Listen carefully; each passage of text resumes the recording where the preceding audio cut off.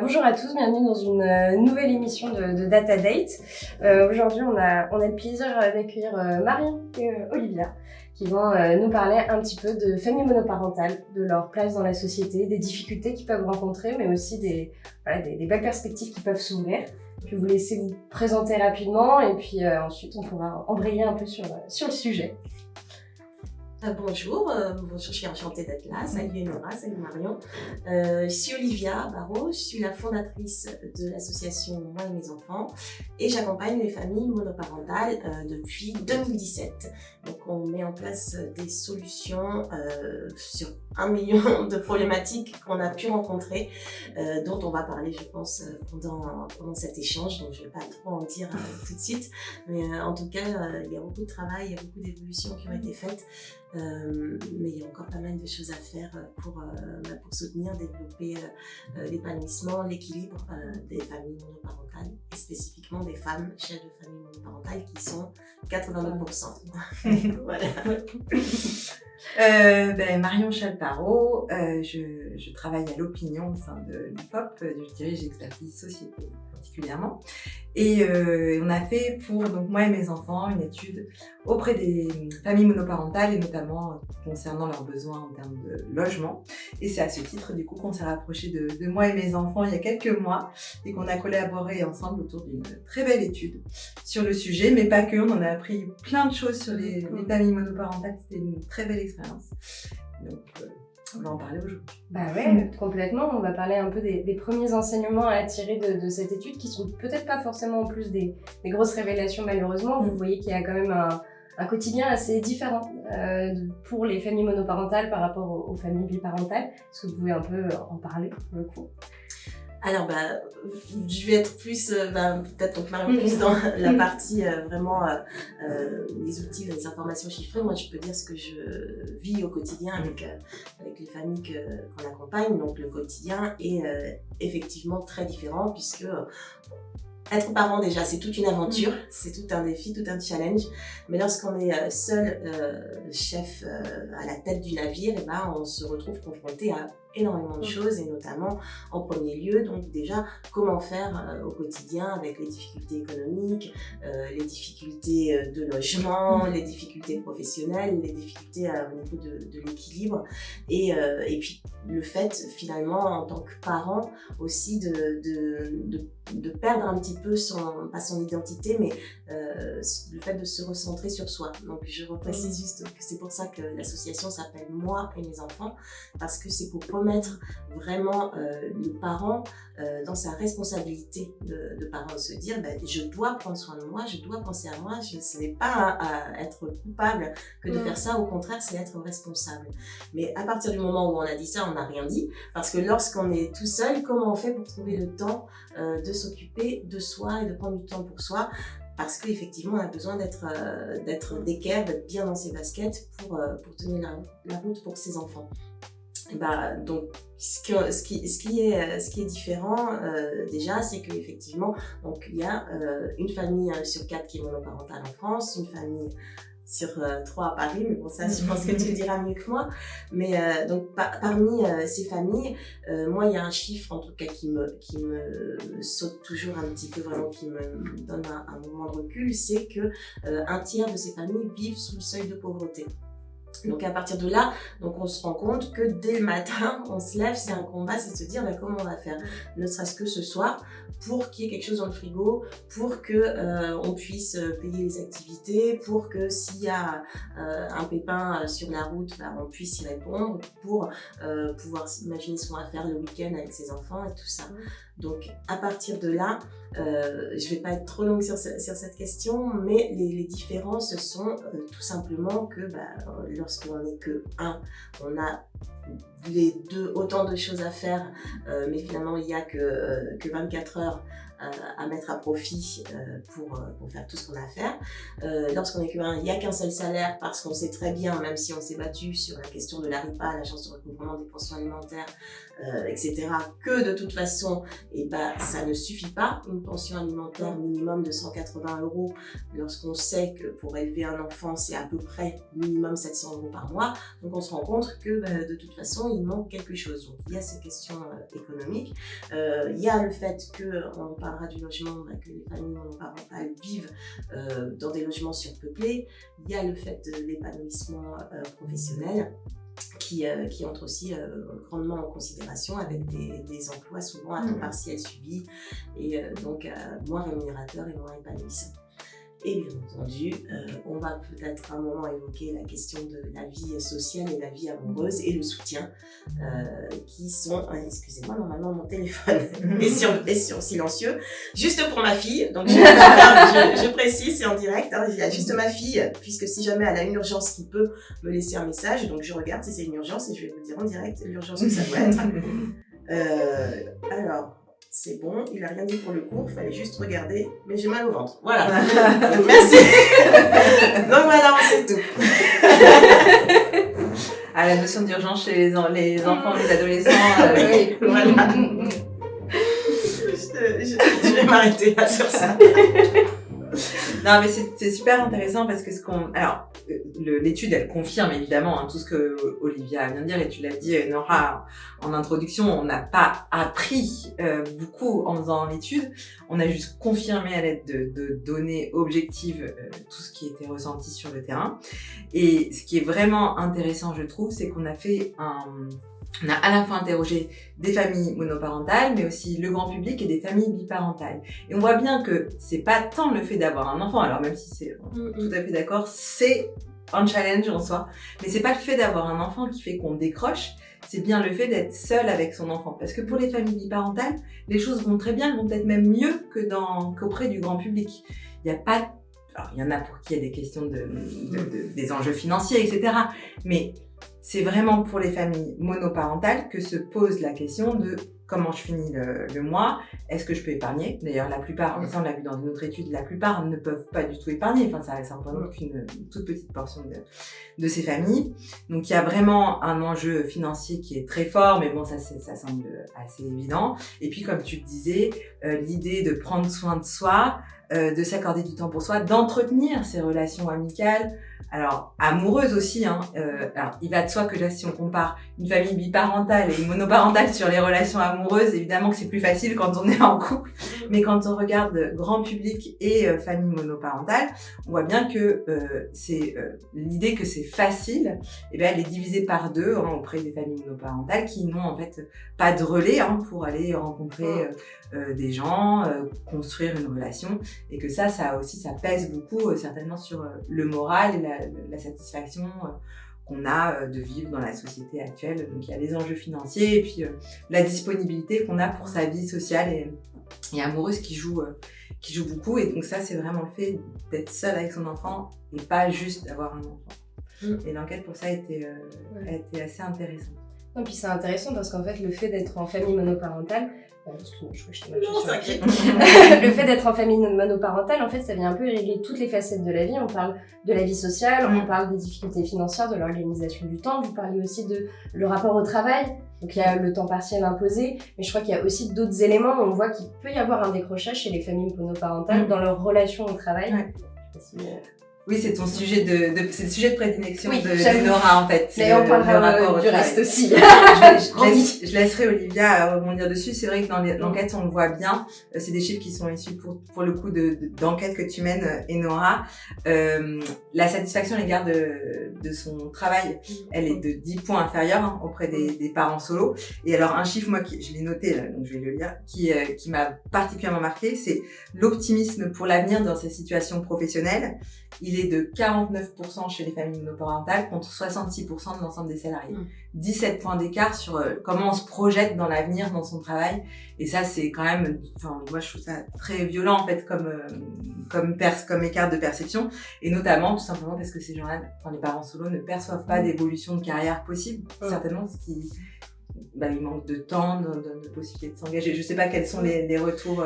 Je ne peux malheureusement qu'abonder dans ce sens. La vraie question, c'est que donc nous, en tout cas à l'association, et puis les combats qu'on mène, puisque avec donc l'association, on a une vraie une vraie volonté de faire bouger les choses, les politiques publiques et les politiques sociales en entreprise. Et donc on travaille beaucoup sur cette question de plaidoyer. Donc les mamans, les papas, je dirais plus les mamans. Les papas qui viennent à l'association ne viennent pas forcément pour les mêmes raisons, les mêmes questions d'urgence, d'urgence économique, d'urgence mentale, d'urgence sociale. Nous, c'est vrai que la plupart des mamans qu'on accompagne travaillent, mais ont des jobs vraiment qui ne leur permettent ni de gérer leur agenda, ni de gérer leurs finances, ni de se projeter. Il y a beaucoup de mamans qui sont dans le care, qui sont dans l'aide à la personne, qui sont même pas mal de mamans qui sont plus sur des questions infirmières et tout ça, qui sont des beaux métiers, mais par contre, qui leur demandent énormément d'investissement avec des horaires décalés et tout, et donc qui leur permettent pas réellement d'avoir d'évolution possible et de se dire, à un moment, ça sera plus tranquille, ou à un moment, je pourrais envisager ça. Après, il y a un vrai problème aussi d'estime, de positionnement et aussi de formation. Donc c'est vrai que lorsque tu es dans un job et que tout dépend de ton job et de toi, que le fait que tu puisses payer ton loyer, etc., même si ton job il est pas génial, tu te mets dans une posture toi-même à te dire je peux pas revendiquer quoi que ce soit, je peux pas demander si ça à mon patron ou à ma patronne, de toute façon c'est vrai, j'ai les enfants qui sont malades une fois par mois, etc. Voilà. Et donc déjà c'est très bien que on m'accorde ci, on m'accorde ça, alors que non, en fait ce sont c'est réellement ce sont des droits. Comment on fait pour changer l'état d'esprit en se disant non, c'est pas, on va pas ramasser juste les miettes, etc. Donc nous on travaille sur ce côté-là avec l'association, et en parallèle j'ai créé une entreprise qui s'appelle The Mothers Impact, dans laquelle je travaille justement à faire évoluer les politiques parentalité en entreprise. Donc c'est vraiment le fait d'aller vers quelque chose de beaucoup plus inclusif et de réfléchir vraiment ensemble avec l'entreprise, avec les dirigeants, se dire en fait les parents vous mettez sur la touche là parce que bon déjà soit les mères, soit les pères et d'autant plus les chefs de famille monoparentales, en fait vous vous privez de ressources et de potentiel hyper fort, hyper puissant. Et qu'il suffit juste de révéler ce potentiel, de leur donner l'opportunité, la chance d'être entendus et de mettre en place des choses qui leur permettent réellement de s'épanouir, de monter en compétences, etc. Et vous allez vous rendre compte qu'un chef ou une chef de famille monoparentale, lorsque il a géré depuis 6h du matin jusqu'à 23h l'ensemble de son petit monde, de sa petite entreprise familiale, si vous mettez à profit en face un petit peu les compétences qu'il a développées et qu'il a pu acquérir, vous vous rendrez compte que si vous les valorisez dans l'entreprise, ça peut vraiment être un levier d'accélération. Donc c'est un petit peu comme ça dans cette réflexion de se dire oui, c'est du win-win, c'est pas j'accorde des droits parce que je suis obligée, etc. et que ma politique RSE, sinon je suis à côté de la plaque. Non, c'est effectivement mon devoir en tant que responsable de l'entreprise, c'est de prendre en considération tout mon bateau. Et c'est de me dire aussi comment je fais pour que mon entreprise soit la plus prospère, effectivement, parce qu'on n'est pas là non plus, il y a économie, donc voilà. Et c'est en capitalisant sur ces talents-là que malheureusement on met de côté et qu'on ne regarde pas. Oui, c'est valoriser les soft skills et le vécu de vie qui est reconnaître qu'on a un vécu de vie différent en tant que chef de famille monoparentale. Et souvent, dans les CV, les mamans, on les accompagne aussi sur, pas forcément nous, l'association, mais en tout cas avec d'autres partenaires sur, repositionner ton CV, etc. Lorsqu'il y a eu des arrêts de travail, des coupures pendant 2-3 ans pour les enfants, etc., elles ne savent pas quoi mettre, elles n'osent pas, elles ont honte. Alors qu'au contraire, elles ont fait pendant ces 3 ans-là, on ne peut pas dire qu'il s'est rien produit. Au contraire, enfin, je veux dire, je mets au défi quiconque de faire le plus difficile métier du monde. Déjà, la chose la plus dure, donc d'accoucher d'un être, dans son corps, déjà. Et ensuite de l'élever pendant les 3 premières années de sa vie, les 1000 premiers jours. Vraiment, je mets au défi qui que ce soit de se dire que ça, c'est pas la chose la plus, le plus grand apprentissage de la vie et que c'est là que tout se joue. Donc oui, ça, il faut le valoriser. Donc, pour rebondir après sur la question du logement sur lequel tu travailles en fait pas mal pour accompagner. En amorce, on parlait du fait qu'on a des logements qui sont surpeuplés, c'est le bon terme, j'ai un doute. Effectivement, il y a, si je me trompe, je crois qu'il y a à peu près 40% des familles monoparentales qui vivent en logement surpeuplé, contre à peu près la moitié, même moins des familles biparentales.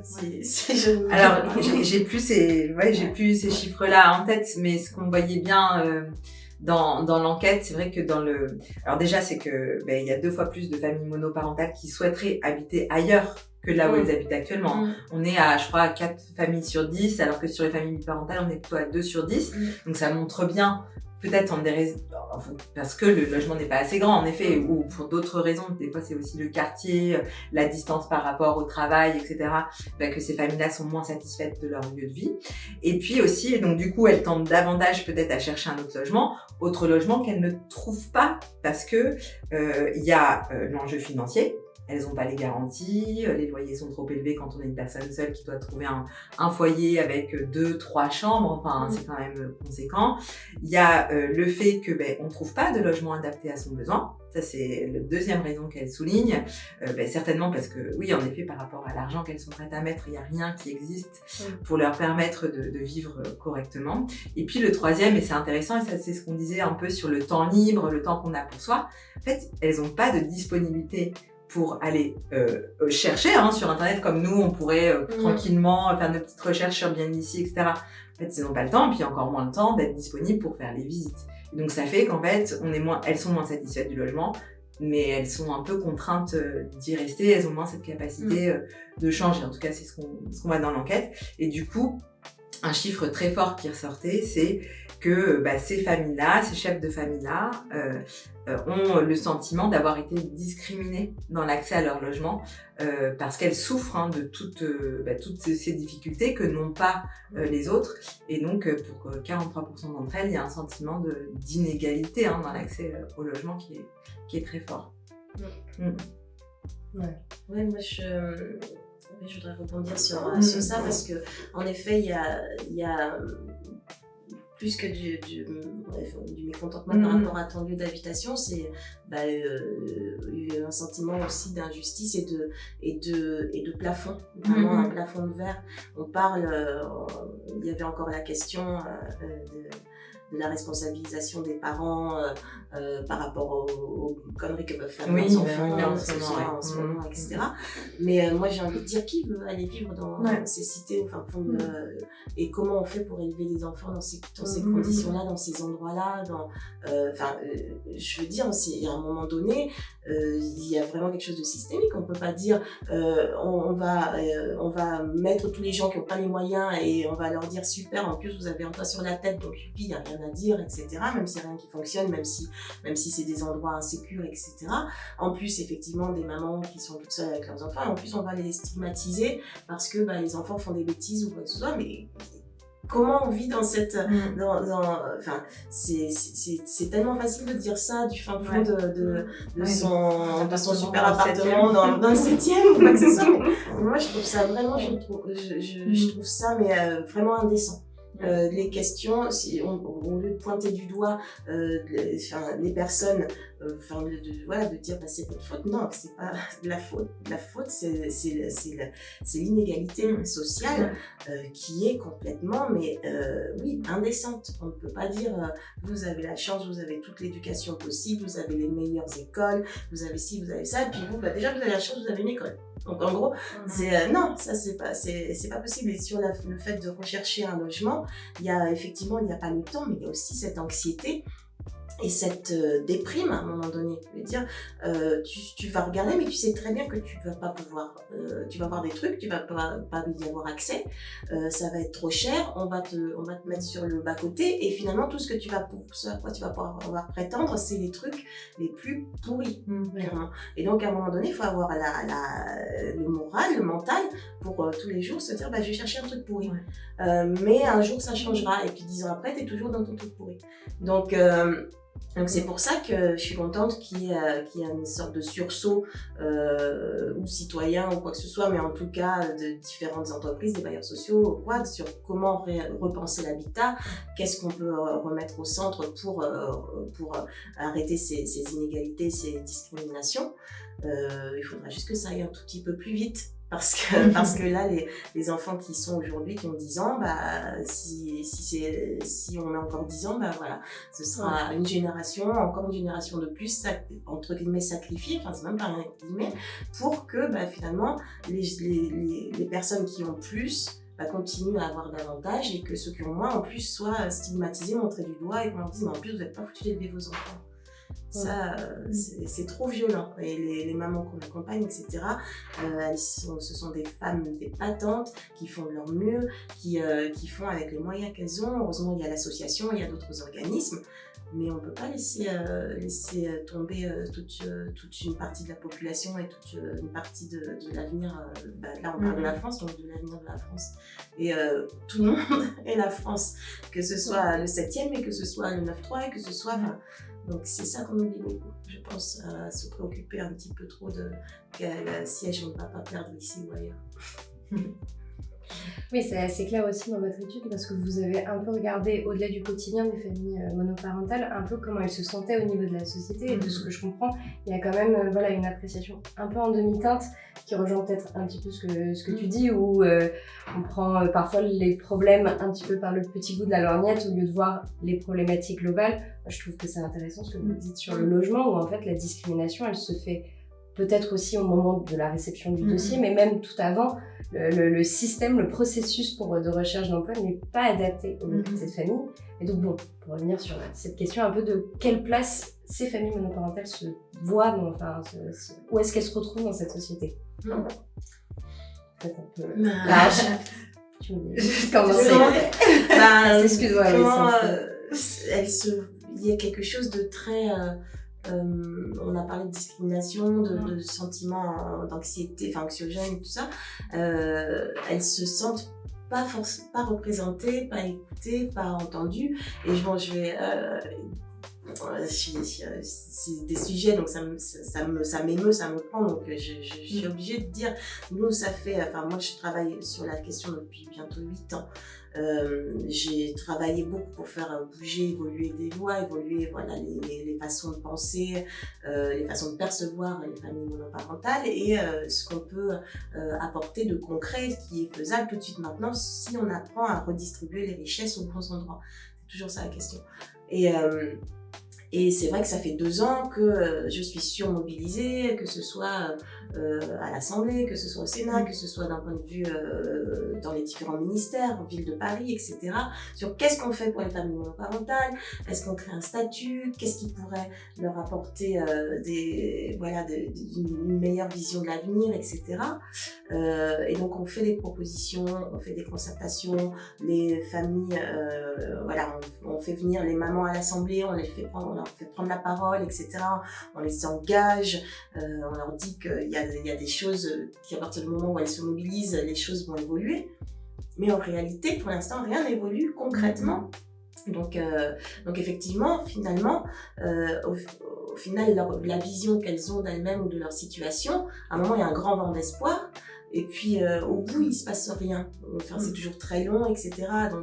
Donc non, aujourd'hui, elles n'ont pas une vision positive de l'avenir, ni le sentiment d'être entendues, écoutées, prises en considération. Moi, j'attends de voir ce qui va se passer aux prochaines élections, puisque effectivement, on a quand même réalisé que les familles monoparentales étaient un quart des familles françaises. Donc j'imagine, comme ça s'est passé la dernière fois, et encore plus, que chacun va vouloir un petit peu sortir sa baguette magique et dire oui, on va faire ci, on va faire ça.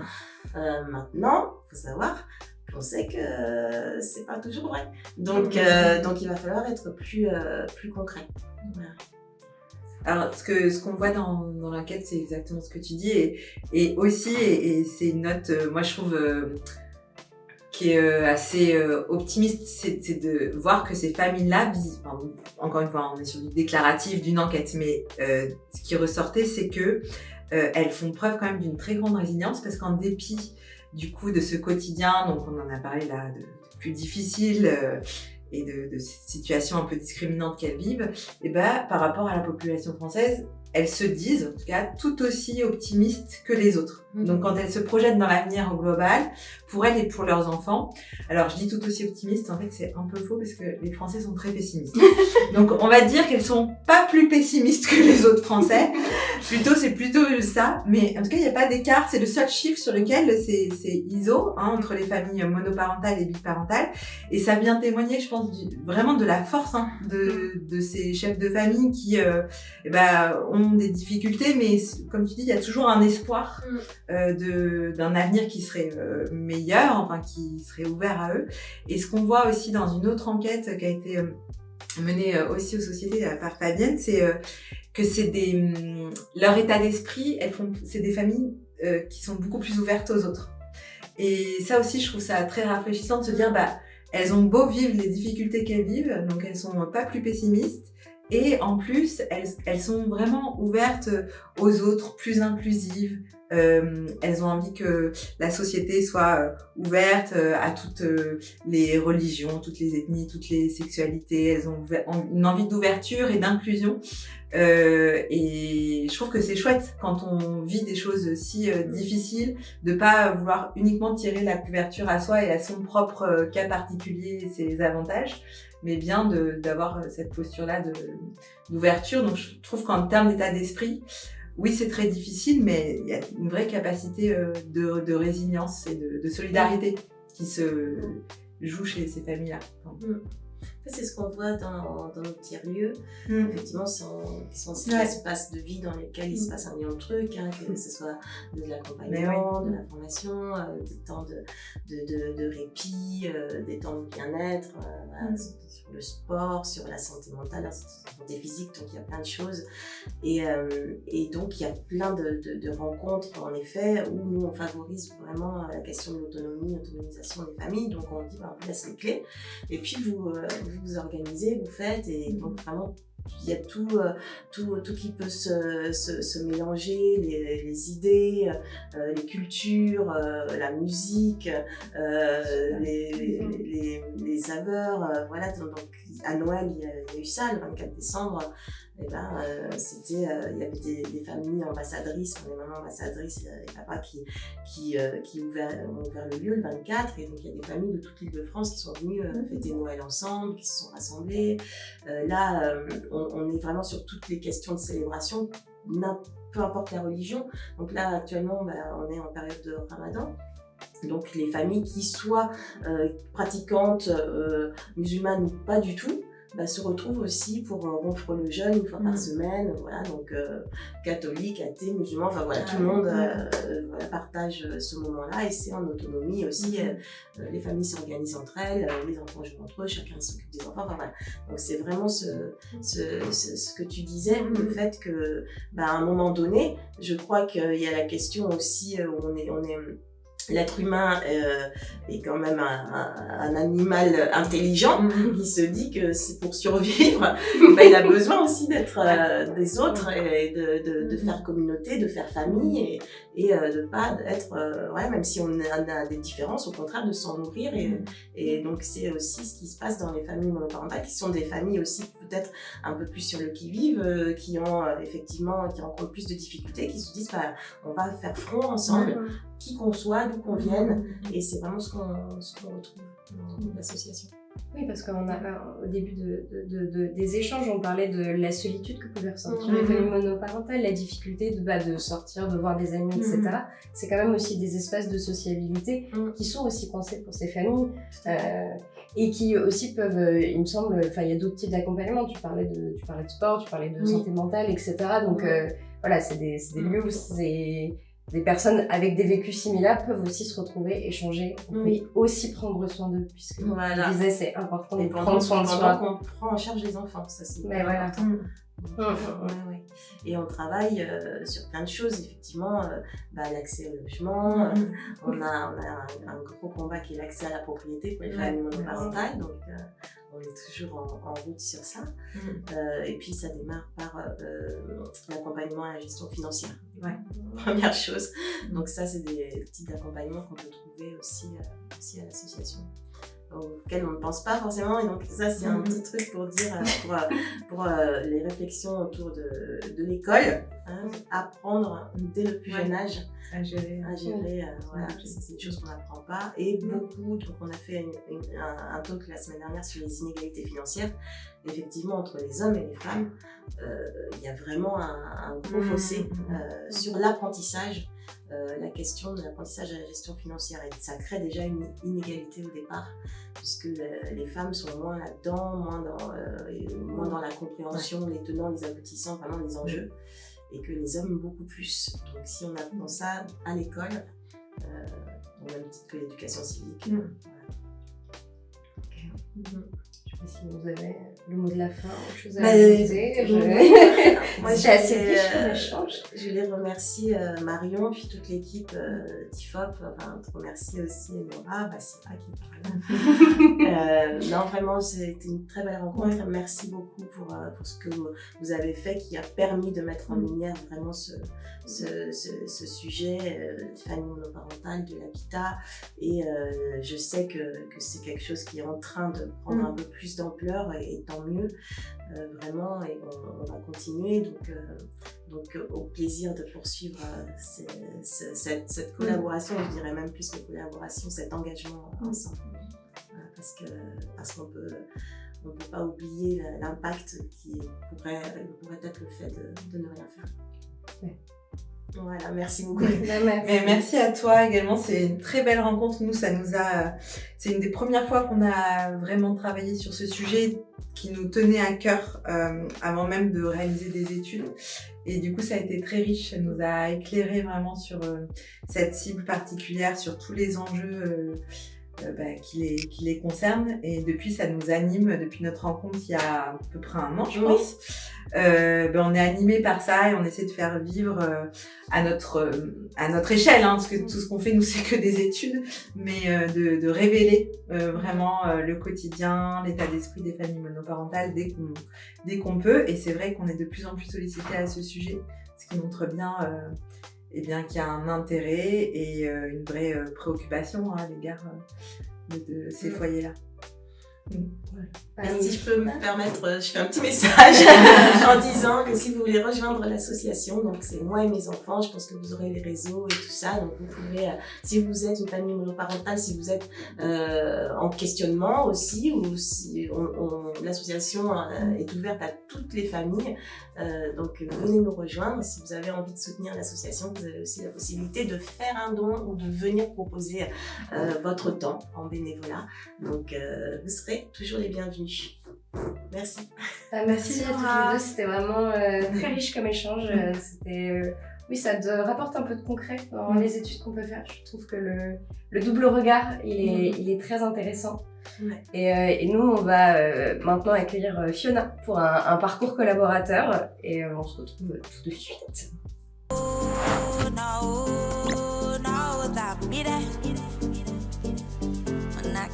When I get no